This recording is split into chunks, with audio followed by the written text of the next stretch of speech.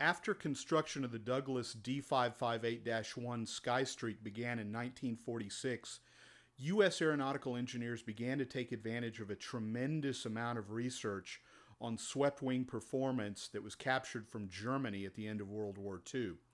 Because of the volume and quality of the research at their disposal, the Navy and the National Advisory Council on Aeronautics decided to amend their contract with Douglas for the D558 series planes. The second set of 3 aircraft were to become a swept-wing test plane powered by both jet and rocket power. While this aircraft shared a contract, a designation, and even a number of components with the earlier Skystreak, the Douglas D558-2 Skyrocket was a very different animal with much greater performance potential. The primary goal of the D558-2 was to gather data on the behavior of swept-wing aircraft at transonic and supersonic speeds, with particular attention being placed on an aerodynamic quirk known as pitch-up, which is an uncommanded upward rotation of the aircraft. Many of the era's high-performance aircraft suffered from the phenomenon, and researchers were eager to learn more about the subject. The Skystreak's Westinghouse J-34 jet engine was intended to be used for takeoff and climb, at which point the pilot could ignite a reaction motor's XLR-8 rocket engine, which was fed by alcohol and liquid oxygen. The aircraft would then land using the jet engine. Much like the X-2 and the D558-1, the Dash 2 featured a forward fuselage escape capsule.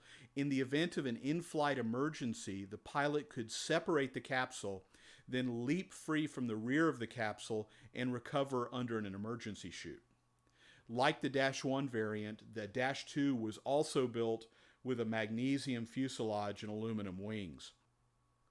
The original Skyrocket design called for a flush cockpit canopy, much like the Bell X-1. Pilot visibility was found to be unacceptable, so a raised canopy was designed and installed on the aircraft before the first flight. That first flight took place on February 4, 1948, with Douglas pilot John Martin at the controls. During the test program, the D558-2 aircraft were fitted with a wide range of wing planforms, including fixed and floating slats, wing fences, leading edge cord extensions, and even simulated external stores and fuel tanks. This work with these extras spelled the difference between a pure research aircraft and research with real-world weapons systems, and marked a significant divergence from the Air Force's X-2 program, which was underway at Edwards at the same time. Performance with the hybrid jet-rocket combo disappointed the Navy, so a decision was made to launch the Skyrocket from altitude using a modified B-29 bomber, which was known in the Navy as a P-2B.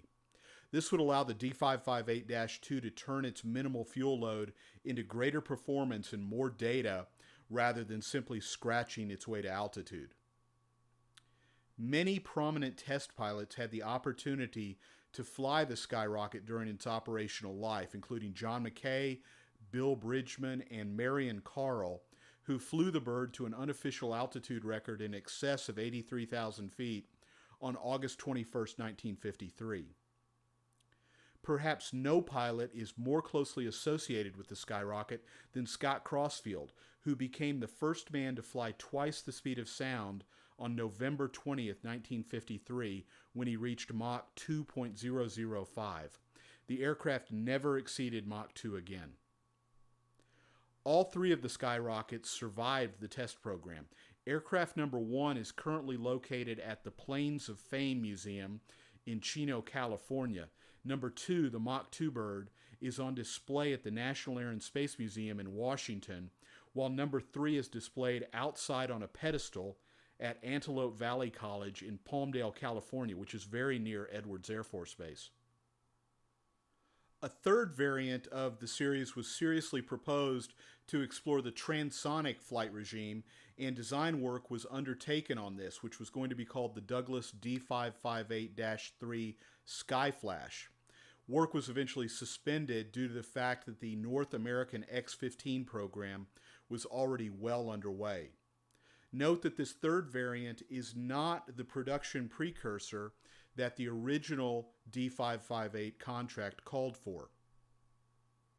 Over its operational lifetime, the D558-2 flew over 280 times and generated reams of valuable data that improved future aircraft, most notably many of the Century series of jet fighters.